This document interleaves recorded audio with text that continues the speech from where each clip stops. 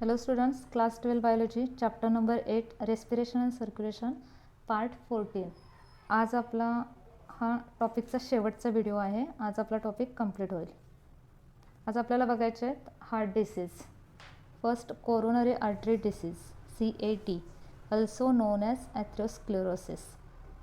In this, calcium, fat, cholesterol and fibrous tissue get deposited in blood vessels. Blood वेसल्समध्ये cholesterol, fibrous tissue असेल, calcium असेल, fat असेल, हे deposit होतं.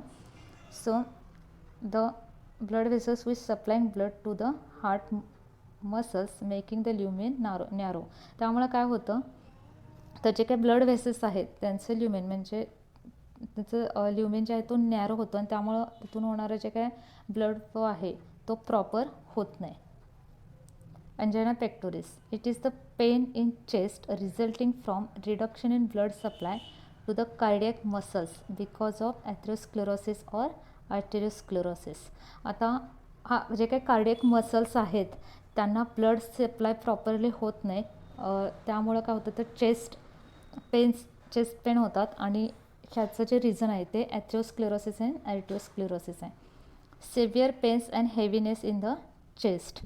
The pains may be in neck, lower jaw, left arm and left shoulder. या pains नेकमध्ये असतात, त्यानंतर लोअर जॉमध्ये, लेफ्ट आर्ममध्ये आणि शोल्डरमध्ये असतात. The pains result due to exertion when more demand of oxygen by the heart but supply does not meet the requirements. आणि ह्या पेन्स कशामुळे होतात तर जे काय डिमांड आहे ऑक्सिजनची, हार्टची जी काही डिमांड आहे ऑक्सिजनची ती जास्त असते, मोर असते, आणि as compared to demand the supply is low, त्यामुळे ह्या पेन्स होतात. Then angiography. X-ray imaging of cardiac blood vessels to locate the position of blockage is called as angiography. एन्जिओग्राफीमध्ये काय केलं जातं तर जे काही ब्लड व्हेसल्स आहेत तर ब्लड व्हेसल्समध्ये ब्लॉकेज असेल तर ते ब्लॉकेज कुठं आहे ते लोकेट केले जातात with help of x ray image.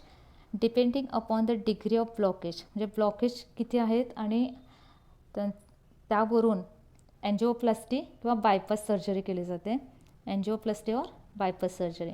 The stent is inserted at the site of blockage to restore the blood supply in angioplasty. एन्जिओप्लास्टीमध्ये काय केलं जातं तर तो ब्लॉकेज जिथं आहे त्या स्टंट इन्सर्ट करून ब्लड सप्लाय रेग्युलर केला जातो. आणि बायपास सर्जरीमध्ये in bypass surgery the atherosclerotic region, तो जो रिजन आहे it will be bypassed with part of vein or artery from any other suitable part of body like hand or legs. तिथं काय केलं जातं सर्जरी, बायपास सर्जरी केली जाते, तो रिजन बायपास केला जातो. ओके. The heart transplant.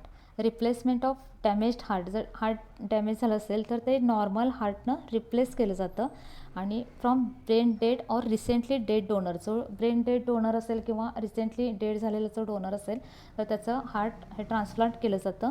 आणि it is necessary in case of patients with end stage heart failure and severe coronary arterial disease. आणि हे हार्ट ट्रान्सप्लांट जे आहे ते सिरियस केसमध्ये म्हणजे की टोटल हार्ट फेल्युअर होणार असेल किंवा सिव्हिअर कोरोनरी आर्टेरियल डिसीज असतील तर त्यांच्यामध्ये हार्ट ट्रान्सप्लांट केलं जातं. Silent heart attack. It is called as myocardial infarction. It type of heart attack that lack of general symptoms of classic heart attack like extreme chest pain. म्हणजे mild heart अटॅकमध्ये जे काय symptoms आहेत ते खूप म्हणजे अगदी लक्षात न येण्यासारखे असतात. म्हणजे जसं क्लासिक हार्ट अटॅकमध्ये एक्स्ट्रीम पेन असते, चेस्ट पेन, हायपरटेन्शन असतं, शॉर्टनेस ऑफ ब्रीथ असतं, स्वेटनिंग किंवा डिझिनेस, असं कोणतेही सिम्पटम्स दिसत नाही. Symptoms are so mild than that a person often confuse it is for regular discomfort and ignore it. त्यामुळं मोस्ट ऑफ टाइम्स हे इग्नोर केलं जातो. Men are more affected by silent heart attack than women. Electrocardiogram. It is graphical recording of electrical variations detected at the surface of body during their propagation through the wall of heart is electrocardiogram. It is a graphical recording of electrical variation जे आहेत जे heart वॉलवरती तर ते detect केले जातात, त्याला इलेक्ट्रोकार्डिओग्राम असं म्हटलं जातं. The instrument is called as ECG machine, electrocardiogram machine, for electrocardiograph.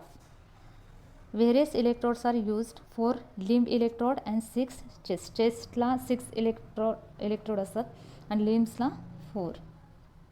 The normal ECG. In normal ECG there are 3 waves are recognized as P wave, एक P wave असते, त्यानंतर एक QRS कॉम्प्लेक्स असतो आणि त्यानंतर एक T wave असते. P wave atrial depolarization, then QRS complex ventricular depolarization and T wave ventricular repolarization. Depolarization म्हणजे जेव्हा ते इम्पल्स कंडक्ट केले जातात ते ॲट्रियल डिपोलरायझेशन असतं, व्हेंट्रिक्युलर डिपोलरायझेशन. आणि जेव्हा ते रिलॅक्स होतं, व्हेंट्रिकल्स रिलॅक्स होतात तेव्हाची कंडिशन असते रिपोलरायझेशन. ECG help in diagnose abnormality in conducting pathway.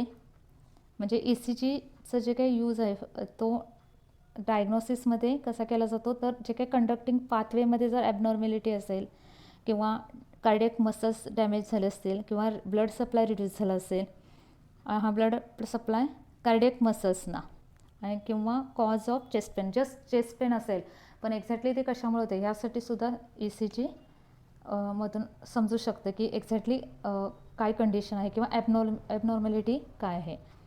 हा जो काय नॉर्मल ECG आहे म्हणजे P वेव्ह असेल, ओके, ॲट्रियल डिपोलरायझेशनसाठी. त्यानंतर QRS कॉम्प्लेक्स आहे व्हेंट्रिक्युलर डिपोलरायझेशनसाठी. त्यानंतर T वेव्ह आहे, ओके. हे नॉर्मल ECG असणार आहे. Then lymphatic system. It consist of lymphatic vessels and some organs and tissues. It is fluid connective tissue.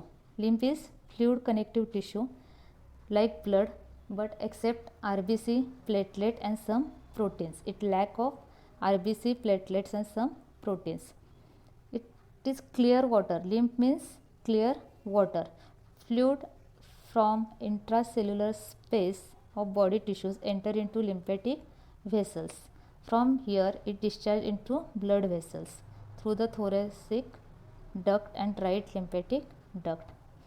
Fluid from intracellular space. Intracellular space between two cells, okay, enters into lymphatic vessels. Lymphatic vessels मध्ये येतो and from here तिथून it will be discharged into blood vessels and from there through thoracic duct.